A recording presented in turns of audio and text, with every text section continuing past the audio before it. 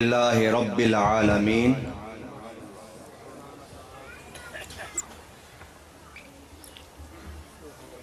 والصلاة والسلام علی سید الانبیاء محمد المصطفیٰ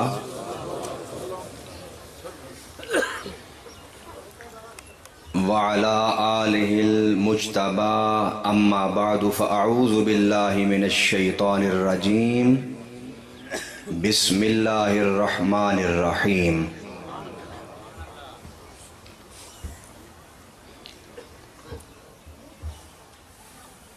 قد جاءکم من اللہ نور و کتاب مبین صدق اللہ العظیم قال اللہ تعالی فی شان حبیبہ مخبرا و آمرا ان اللہ و ملائکتہ یصلون علی النبی یا ایہا الذین آمنوا صلوا علیہ وسلموا تسلیما اللہم صل علی سیدنا و مولانا محمد وعلی آل سیدنا و مولانا محمد وبارک وسلم وصلوا علیہ الصلاة والسلام علیک یا رسول اللہ وعلى آلك وأصحابك وأهل بيتك يا محمد الرسول اللہ۔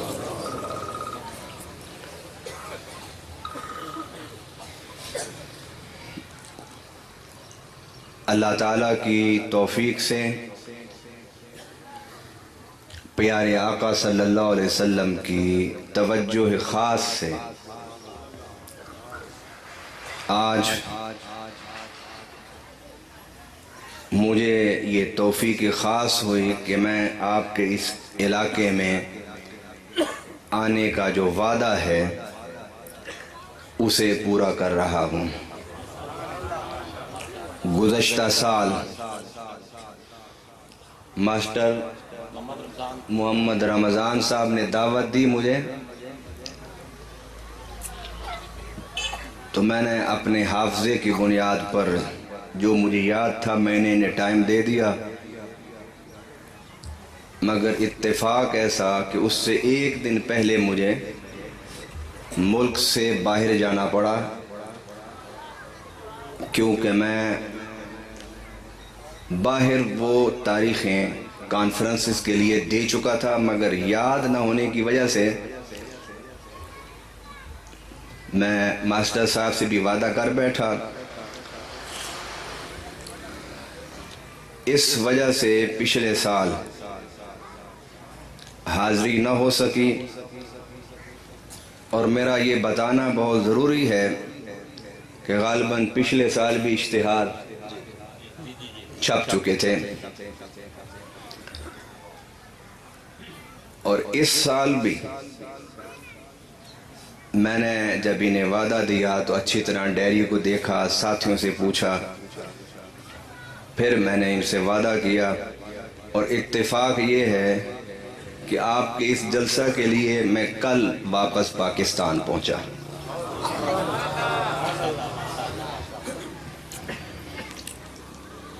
کسی عشق والے نے بڑا خوب لکھا ہے، اور میں جب اپنی زندگی کو دیکھتا ہوں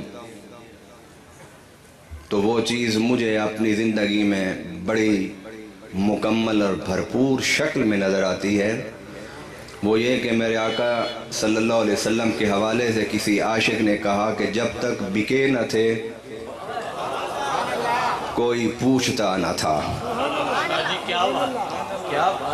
جب تک بکے نہ تھے کوئی پوچھتا نہ تھا، آقا آپ نے مجھے خرید کے انمول کر دیا۔ حاضرین محترم، میں ماسٹر صاحب اور ان کے احباب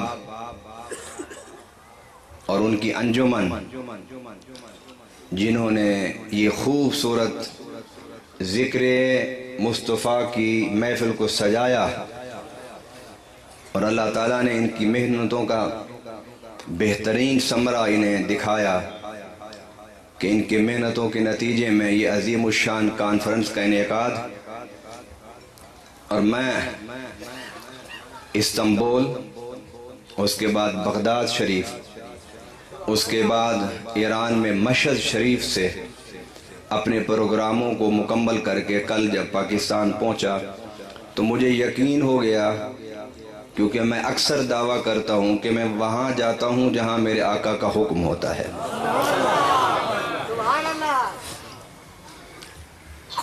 میں نے موضوع کچھ اور سوچا تھا، مگر ماسٹر صاحب نے مجھے کچھ اور موضوع بتایا، اور میں اکثر کہتا ہوں کہ جس طرح میں خود آتا نہیں، حکم ہوتا ہے تو میں آتا ہوں، اسی طرح میں خود بولتا نہیں، میرے آقا جو مجھ سے چاہتے ہیں بلوا لیتے ہیں۔ قرآن پاک میں اللہ تعالیٰ نے ارشاد فرمایا قد جاءکم من اللہ نور، کہ بے شک تمہارے پاس اللہ کا نور آ گیا۔ کیا آ گیا؟ بلند آواز سے لفظ نور کی ایک گونج مچا دیں تاکہ پتہ چل جائے کہ یہ حضور کو نور ماننے والے ہیں۔ تمہارے پاس کون آ گیا؟ وَكِتَابٌ مُبِينٌ، اور وہ آنے والا نور اپنے ساتھ تمہاری ہدایت کے لیے قرآن مجید کی صورت میں نور لے آیا۔ اللہ تعالیٰ نے اپنے پیارے حبیب صلی اللہ علیہ وسلم کے زمین پر جلوہ گری کا ذکر کیا، تشریف آوری کا ذکر کیا، فرمایا کہ آ گیا تمہارے پاس اللہ کی طرف سے نور، اور یہی نبی پاک کا دنیا میں تشریف لانا، اس کا ذکر کرنا، اس کا ذکر سننا، اسی کو کہتے ہیں میلاد مصطفیٰ۔ کیا کہتے ہیں؟ میلاد مصطفیٰ۔ اس لیے کہ تمہارے پاس آنا یہ میلاد ہے۔ تمہارے پاس آنے کا کیا مطلب؟ کہ زمین پر جلوہ گر ہوئے، زمین پر آپ کا ظہور ہوا، زمین پر آپ کی تشریف آوری ہوئی، تو اسی کا نام تو میلاد ہے، اسی کا نام۔ اور میں اس عشق بر اجتماع میں یہ کہنا چاہتا ہوں کہ میلاد سیرت، معجزات، فضائل، مناقب،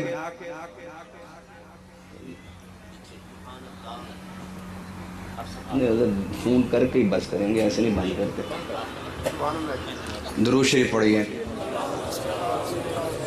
بلند آواز سے۔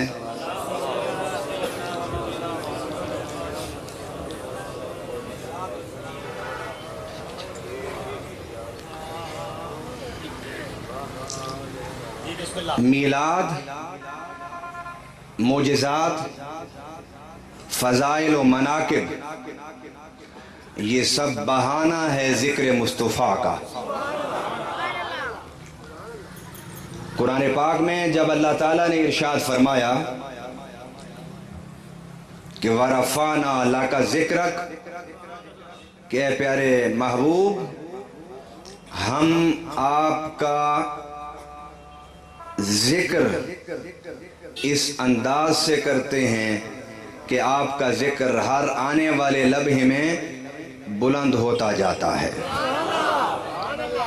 میں بڑے آسان لفظوں میں آپ سے گفتگو کرنا چاہتا ہوں، تاکہ میری اس تقریر کا مقصد بھی یہ ہے کہ میں آپ کو نبی پاک کا ذکر اس انداز میں سنا جاؤں کہ حضور کے ذکر کی خوشبو اتنی مہکے آپ کے سینوں میں کہ مہک اس وقت بھی تک موجود رہے جب ہم قبر کی لحد میں اتریں گے۔ ہم ذکر کرتے ہیں اللہ ذکر کرتا ہے، مگر دونوں کے ذکر میں فرق ہے، دونوں کے ذکر میں فرق ہے۔ ہم ذکر کرتے ہیں کہ ہم بلند ہو جائیں، اور اللہ حضور کا ذکر کرتا ہے کہ حضور کا ذکر بلند ہو جائے۔ آپ دیکھیے کہ جو حضور کی ثنا خوانی کرنے والے ہیں، جو ذکر کرنے والے ہیں، وہ کسی ذات، کسی برادری، کسی قبیلے سے، جیسا بھی ان کا رنگ اور روپ ہو، مگر جب وہ ذکر مصطفیٰ سے جڑ جاتے ہیں رب انہیں عزتیں دے دیتا ہے۔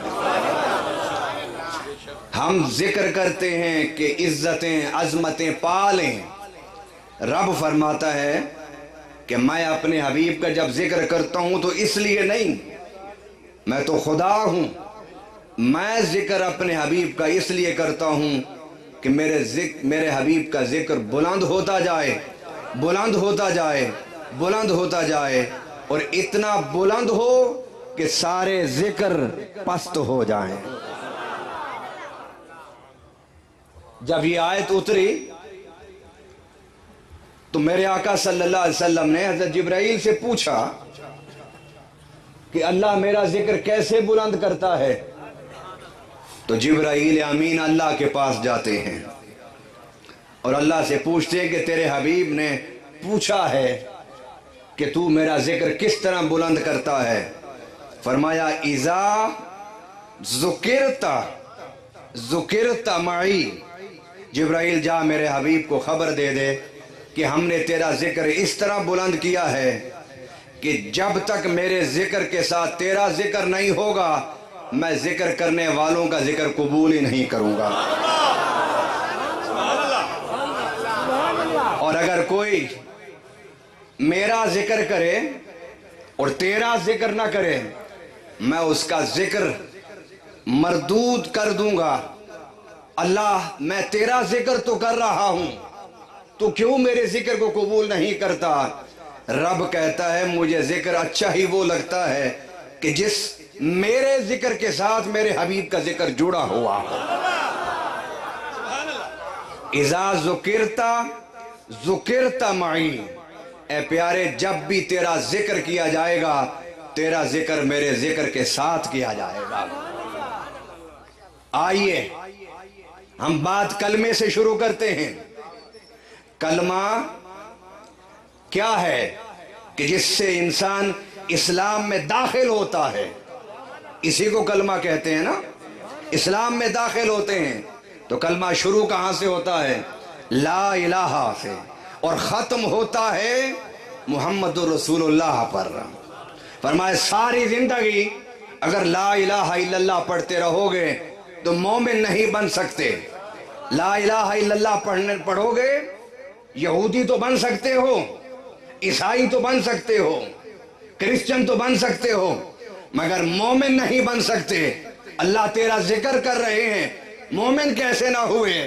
فرمائے یاد رکھو مومن وہ ہوتا ہے جو پہلے میرا ذکر کر کے اپنی زبان کو پاک کر لے اور پھر پاک زبان سے مصطفیٰ کا ذکر کرے۔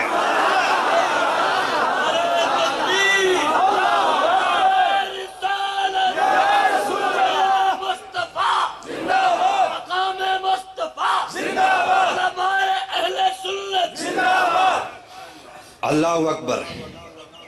ساری زندگی بھی اگر لا الہ الا اللہ پڑھتے رہو، مسلمان بلند آواز سے، مسلمان اور مومن کب بنو گے؟ کہ جب تمہاری زبان پر میرے آقا کا نام آ جائے گا۔ اگر صرف خدا سے ہی بات بنتی تو پھر خدا نہ کہتا کہ بات بنے گی میرے مصطفیٰ کے قدموں میں آ کر۔ اللہ اللہ کیے جانے سے اللہ نہ ملے، اللہ والے ہیں جو اللہ سے ملا دیتے ہیں، اور ان اللہ والوں کے سربراہ اور قائد میرے آقا صلی اللہ علیہ وسلم ہیں۔ آئیے اب آگے چلتے ہیں آذان کی طرف۔ آپ آذان میں اللہ اکبر کی صدائیں بلند کریں، اذان ہو جائے گی، اور اشہد ان محمد رسول اللہ کی صدا نہ لگائیں اذان نہیں ہوتی. اللہ نماز پڑھنی ہے، تیرے نام کی تکبیریں بلند کر دی ہیں. ذرا توجہ رکھیے میری طرف، میں بڑا اہم نقطہ آپ کے ذہن میں ڈالنا چاہتا ہوں. آج وقت صراحت کا نہیں ہے، استعاروں کا، اشاروں کا وقت ہے. سنیے توجہ سے. اللہ اذان میں اللہ اکبر کی صدایں تو لگا دی میں نے، اذان نہیں پوری ہوئی؟ فرمایا نہیں پوری ہوئی. اللہ کب پوری ہوگی؟ فرمایا آذان میں صرف نعرہ تکبیر سے آذان مکمل نہیں ہوتی. آذان مکمل ہوگی کہ پہلے لگاؤ نعرہ رسالت اور پھر آذان میں پہلے لگاؤ نعرہ تکبیر اللہ اکبر، اور پھر آذان کو اگر مکمل کرنا چاہتے ہو تو میرے آقا کی رسالت کی گواہی دو. یہی آقا کی رسالت کی گواہی تو نعرہ رسالت ہے. ہمارا اجتماع مکمل تب ہوتا ہے کہ جب نعرہ تکبیر بھی ہو، نعرہ رسالت بھی ہو.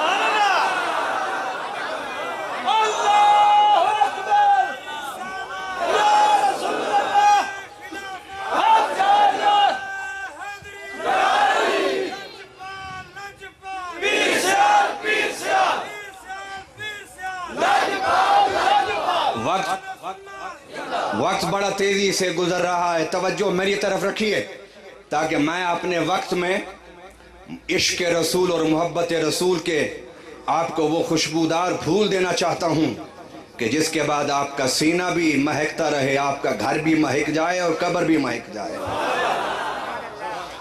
ہم سے پوچھا جاتا ہے نعرہ رسالت کہاں پر ہے؟ میں کہتا ہوں یار اذان ہی پڑھ لو، اذان ہی پڑھ لو. نعرہ تکبیر کا جواب کیا ہے؟ کیا جواب ہے؟ اور نعرہ رسالت کا کیا جواب ہے؟ یا رسول اللہ. اب رب نے اذان میں ترتیب ہی یہ رکھی ہے، اللہ اکبر اللہ اکبر اللہ اکبر اللہ اکبر. اذان ہو گئی؟ نہیں ہوئی. میں کہتا ہوں حی علی الصلاۃ حی علی الفلاح، ہو گئی اذان؟ میں کہتا ہوں اللہ اکبر لا الہ الا اللہ، ہو گئی اذان؟ نہیں ہوئی اذان. کیوں نہیں ہوئی اذان؟ ارے اس اذان میں رب نے ترتیب بنائی تھی کہ پہلے نعرہ تکبیر لگا کے اپنی زبان اور سینوں کو پاک کر لو، پھر پاک زبان سے اذان میں میرے حبیب کے نعرہ رسالت لگاؤ.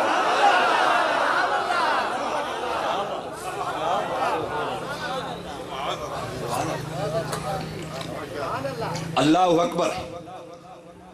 بھائی اذان میں اگر حضور کی رسالت کا اقرار کرتے ہو تو اجتماع میں نعرہ رسالت کا کیا معنی ہے؟ کیا معنی ہے نعرہ رسالت کا؟ نعرہ رسالت کا معنی یہ ہے کہ ہم نے اذان کی ترتیب پر اپنے اجتماعات کو رنگا ہے.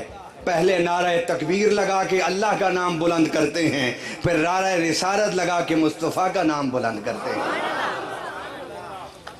اگر یہ ترتیب پسند نہیں ہے، اپنی ترتیب بنانی ہے، یہ رب تک ہی رکنا ہے، تو پھر اذان میں بھی رب تک رکو، پھر آگے کیوں پڑھتے ہو؟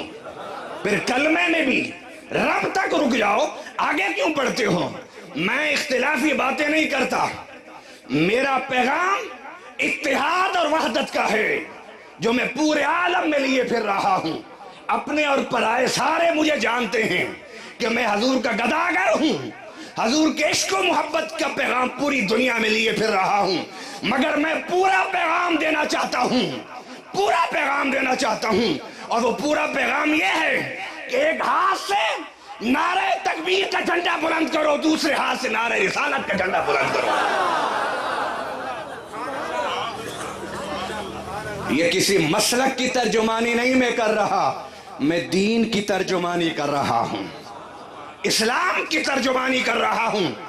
میں مسلک پر نہیں زیادہ بات کرتا، میں بات قرآن پر کرتا ہوں، حضور کی سنت پر کرتا ہوں، حضور کی سیرت پر کرتا ہوں. آگے آئیے. نماز آپ نے شروع کی، آپ نے کیسے شروع کی؟ آپ نے کیا کہا؟ آپ نے جو نماز پڑھتے ہیں وہ ذرا گونج سے کہہ دیں.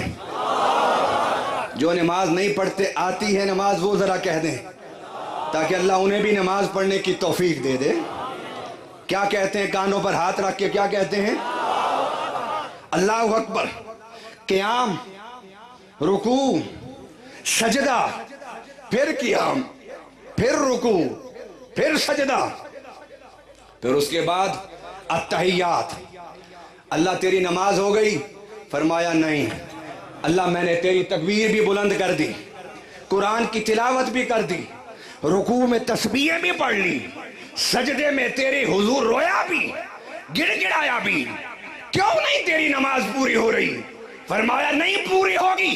اللہ بتا کہ تیری نماز پوری ہو جائے عبادت. فرمایا کھڑے ہو کہ تو نے قرآن پڑھا، سجدے میں تو نے تسبیح پڑھی، اب دو زانو ہو کے ادب سے بیٹھ جا، اس لیے کہ اب اس پر سلام کہنا ہے جس پر سلام زمین والے بھی کہتے ہیں، آسمان والے بھی کہتے ہیں. ادب سے بیٹھ جا، ادب سے بیٹھ جا. اپنا منہ قبلہ کی طرف کر لے، میرے کعبہ کی طرف، اور دل گنبد خضرا کی طرف کر لے. اللہ کیا کروں؟ فرمایا کہ السلام علیکہ ایھا النبی ورحمت اللہ وبرکاتہ. نماز شروع کی تو نے میری تکبیر پر، ختم ہوگی ادب سے بیٹھ کے درود و سلام پر. اب کوئی کہے کہ السلام میں سلام تو ہے درود نہیں ہے، تو میں نے کہا درود و سلام پر نماز مکمل ہوگی تو بھائی تھوڑا سا انتظار کیجئے نا. آگے پھر پڑھی اشہد، اس کے بعد پھر کیا پڑھتے ہیں؟ اللہم صلی علی محمد، اللہم صلی علی، بلند آواز سے کہہ دیں محمد. فرمایا سلام پڑھ لیا میرے حبیب پر، ابھی سلام نہ پھیرنا، نماز سے نہ اٹھنا. اللہ کیوں؟ فرمایا ذرا درود بھی پڑھ لے تاکہ دنیا والوں کو پتہ چل جائے کہ نماز پوری ہوتی ہے درود و سلام پر. میں اہم جملہ آپ کی نظر کرنا چاہتا ہوں، نماز پوری ہوتی ہے درود و سلام پر، اور قبول بھی اسی کی ہوتی ہے جو درود و سلام پڑھتا ہے. جو درود و سلام پڑھتا ہے. اب میں اپنے اس نقطے کو مکمل کر کے پھر واپس پلٹنا چاہتا ہوں. ذرا پڑھیے اللہم صلی علی، آگے کیا ہے لفظ؟ بلند آواز سے، بلند آواز سے. اللہم صلی علی محمد. درود پورا نہیں ہوا، اگلا جملہ پڑھیے والا محمد. ارے جس کے دل میں صرف محمد کی محبت ہوگی نماز اس کی بھی پوری نہیں ہوگی. نماز اس کی پوری ہوگی جس کے دل کے ایک گوشے میں محمد کی محبت ہوگی، دوسرے گوشے میں آل محمد کی محبت ہوگی.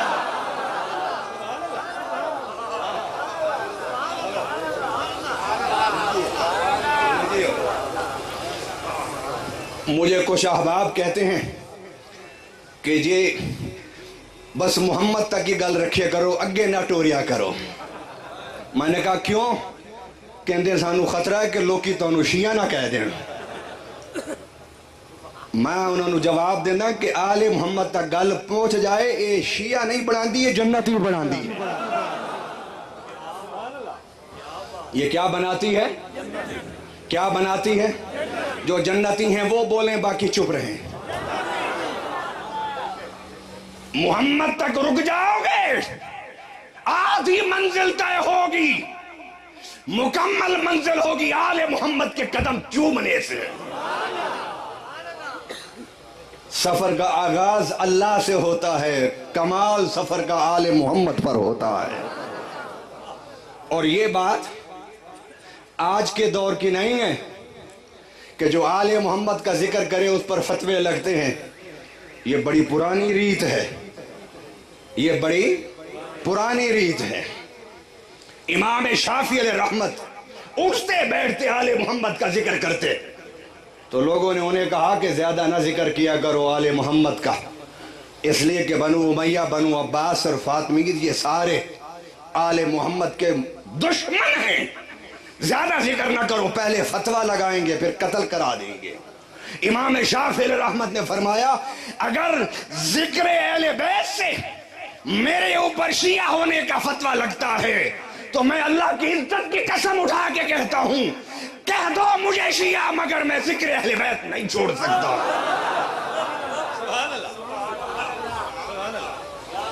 سیدنا عمر فاروق کے فرزند حضرت عبداللہ ابن عمر، کون؟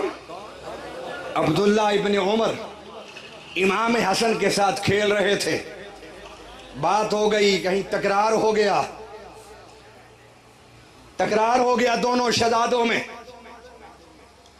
ہمارے لیے تو عبداللہ ابن عمر بھی شہزادے ہیں نا، مگر جو ہمارے لیے شہزادے ہیں وہ حسن کے غلام ہیں۔ اللہ اکبر۔ حضرت عبداللہ بھاگتے گئے عمر فاروق کے پاس، کہنے لگے ابا جان آپ امیر المؤمنین ہیں؟ فرمایا بیٹا اس میں کوئی شک ہے؟ آپ مسلمانوں کے خلیفہ ہیں؟ فرمایا ہاں۔ حضرت عمر نے فرمایا بجارتیں نہ ڈالو، بات کرو۔ کہنے لگے ابا جان حسن کہہ رہا تھا مجھے یا اپنا غلام، اے میرے غلام کے بیٹے، آپ کو اپنا غلام کہا، مجھے آپ کا بیٹا کہا۔ حضرت عمر فاروق رضی اللہ تعالیٰ عنہ جو جلال میں آ کے درہ نکالا کرتے تھے، حضرت عبداللہ سوچنے لگے کہ میں دیکھوں میرے باپ کا رد عمل کیا ہے۔ حضرت عمر نے قلم کاغذ دے دیا، بیٹے بھاگ کر جاؤ، بیٹے بھاگ کر جاؤ۔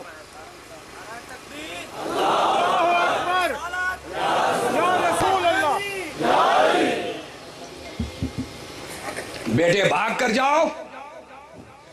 عمر کہہ رہے ہیں اپنے بیٹے کو جاؤ حسن سے یہ جملہ لکھوا کر لاؤ۔